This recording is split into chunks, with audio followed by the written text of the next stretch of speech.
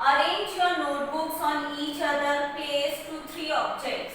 Now as you can see in this figure, यहाँ पर notebooks रखे गए हैं टेबल के ऊपर and उसके ऊपर एक डस्टर रखा है, चौक रखा है, right? No.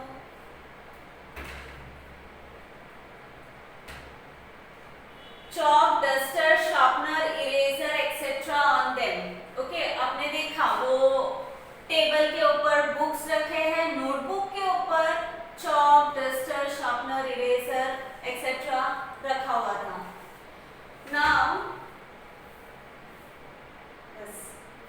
Now quickly take out a notebook without affecting the other according to figure 2.2b. Now see here in this figure. Okay, अभी क्या करना है, नीचे से एक नोटबुक को निकालना है बिना बाकी बुक्स को हाथ लगाए. ओके, नीचे से क्विकली आप एक नोटबुक निकाल दोगे तो उसका इफेक्ट क्या होगा, जो ऊपर जो चीजें रखी हुई थी, duster, chalk and sharpener, okay, वो क्या हो जाता है, गिर जाता है, right? As you can see in the picture. Arrange the notebook and keep chalk, duster, sharpener, rubber, etc. on them as previous steps. Okay, वापस से बुक अरेंज करना है जैसे हमने पहले किया था. ओके, बुक अरेंज करके उसके ऊपर डस्टर, शार्पनर सब रखना है. Now you can see here in this picture. Now give a slight push to this structure and observe what happens. Then again give a hard push. Observe what happens. Carry out a discussion on these activities. Now see here, वहाँ पर books रखे हैं, notebooks रखे हैं और उसके ऊपर again chalk, duster, sharpener, eraser अच्छे से रखा हुआ था. अब आप स्लाइड पुश दोगे तो क्या होगा, वो जो ऑब्जेक्ट है थोड़ा शेक हो जाएगा, ऊपर के जो ऑब्जेक्ट है वो थोड़ा सा शेक होगा. लेकिन अगर आप हार्ड पुश करोगे नीचे, as you can see in the picture, नीचे की अगर बुक में एक हार्ड पुश अप करोगे तो ऊपर की जो चीजें हैं वो क्या हो जाती है, बिखर जाती है, गिर जाती है, right? Now see geographical explanation. Earthquakes and volcanoes occur because of the instability in the interior of the earth. This instability is created due to the movements occurring in the earth's interior. Okay, जैसे आपने book का देखा example. Okay, book के आपने stock रखे थे और ऊपर आपने चॉक, डस्टर वो सब अच्छे से अरेंज करके रखा था. जैसे आपने पुश किया उसको, कैसे वो सारी चीजें ऊपर भी गिर गई. ओके, ये इंस्टेबिलिटी क्यों आई, बिकॉज ऑफ द मूवमेंट. यानी बुक में आपने मूवमेंट किया और ऊपर की चीजों में इंस्टेबिलिटी आई, मतलब ऊपर की चीजें हिल गई और गिर गई. सिमिलर वे जो अर्थक्वेक्स या वोल्केनोज होते हैं वो भी अर्थ के अंदर जब इंस्टेबिलिटी होती है, जब मूवमेंट होता है, उसी वजह से ही अर्थक्वेक और वोल्केनोज occur होते हैं. Okay, generally the movements in the earth's interior occur in the upper layer of the mantle. Tremendous energy is released by radioactive materials in the mantle. Okay, mantle क्या है, आपने geography में last year 8th standard में पढ़ा होगा, interior of the earth chapter में. Okay, अर्थ के अलग अलग लेयर के बारे में एक्सप्लेन किया है. इसमें ऊपर का जो सरफेस है अर्थ का, that is known as crust. Okay, and उसके नीचे का जो पोर्शन है, जो लेयर है, that is known as mantle, and उसके अंदर का जो लेयर है that is known as core. Okay, तो जनरली जो मूवमेंट होता है अर्थ के ऊपर वो कहाँ पर होता है, upper layer of the mental. Mental का भी 2 लेयर होता है, upper layer and lower layer. तो अपर लेयर में जब मूवमेंट होता है तो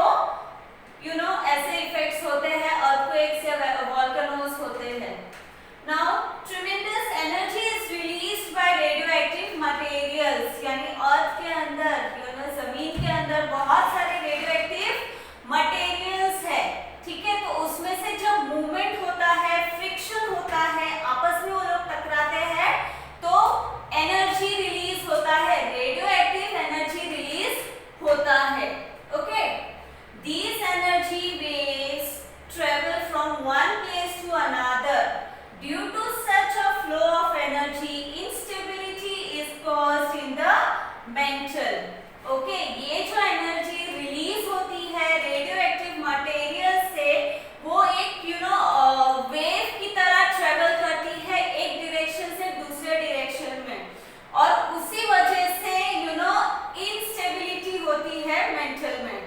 Okay, the movements are classified on the basis of their velocity, direction and the landforms they produce. ये जो movement होता है, ये जो waves का movement होता है, जिसके वजह से अर्थ के इंटीरियर में इंस्टेबिलिटी movement create होता है, that is classified on the basis of their velocity, direction and the landforms they produce. Now यहाँ पर आप पिक्चर देख सकते हो वोल्केनिक इरप्शन का. Okay,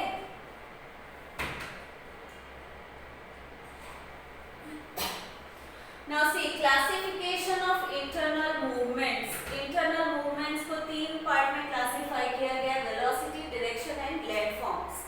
Okay, now see in velocity movements, if the movements are slow, occurring continuously like formation of mountains and continents. अब अर्थ के अंदर कंटिन्यूअस मूवमेंट होते ही रहते हैं.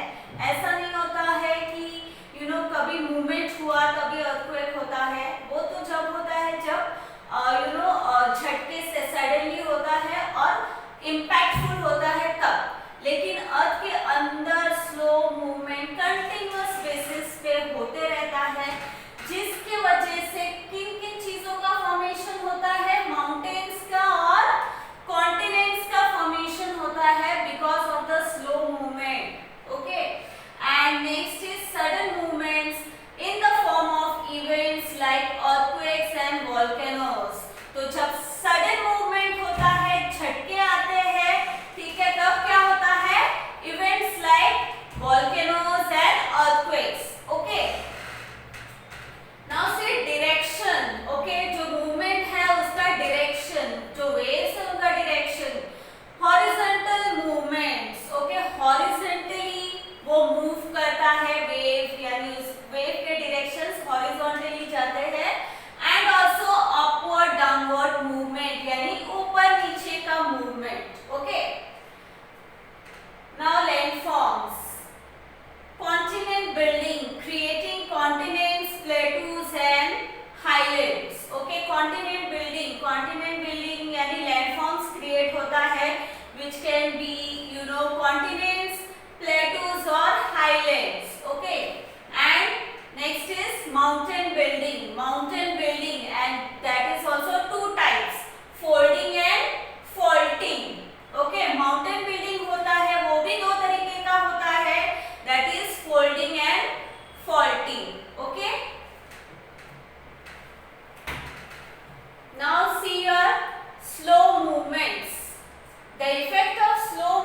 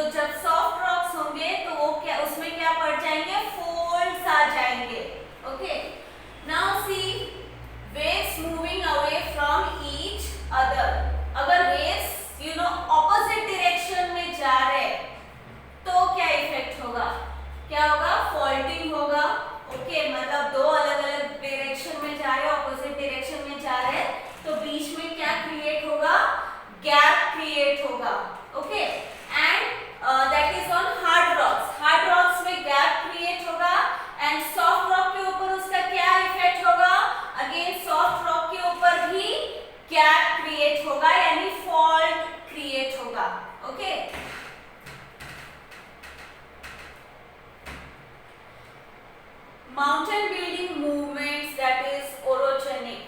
Okay, mountain building movement को orogenic भी बोला जाता है. Okay, now try this. Activity 1. Take a 30 centimeter long paper strip. Place your hands on both the ends of the strip. As you can see here in this picture. Okay, एक paper का strip आप table के ऊपर रखते हो.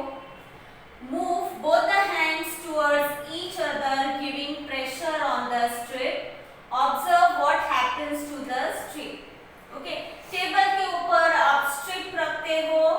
Okay, and दोनों भी and जो स्ट्रिप का है उसके ऊपर आप हाथ रख के दोनों भी हाथ को एक दूसरे के डायरेक्शन में आप प्रेस करते रहोगे, प्रेशर दोगे, तो क्या होता है, पेपर कैसे फोल्ड हो गया, right. Same way soft rock के ऊपर जब सेम डायरेक्शन में जब वेव्स आते हैं, प्रेशर आता है, तो ऐसे फोल्डिंग्स आते हैं, मतलब माउंटेन का क्रिएशन होता है, माउंटेन का फॉर्मेशन होता है. Okay, geographical explanation. In activity 1, the strip was moved by placing